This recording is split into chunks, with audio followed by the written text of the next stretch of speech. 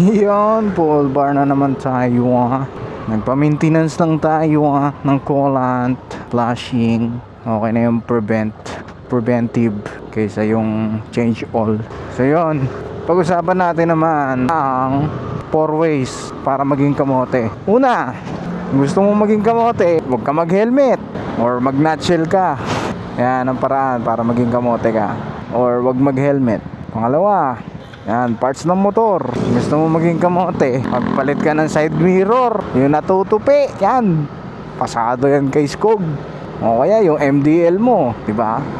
Kahit maliwanag, gamitin mo. Yan ang ina mo ginigigil mo ako Tapos itayas mo ng ganyan Tapos yung tambutso mo, palitan mo rin. Pag yung mahina, kasi hindi ka mo consider na kamote nun Dapat yung malakas, yung nakakabulabog ng kapitbahay. Pangatlo, yan, traffic signs. Pag pula yung stoplight, kinangina, gawin mong go, baliktarin mo. Pag kulay green, huminto ka.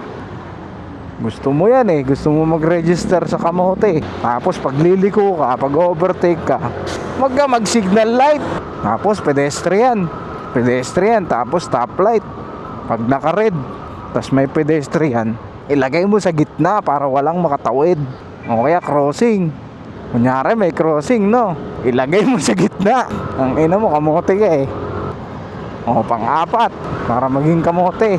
Ways para maging kamote ka, git-gitin mo lahat ng mga motor o kaya kotse, karerahin mo lahat.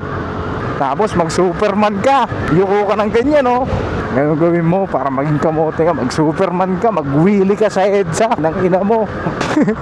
Dilit yan. So yun, ano pa inaantay mo? Tayo na, nakantok lang to. Alas 11 na ng gabi, sa kalsada pa rin ako. Ayop na yan.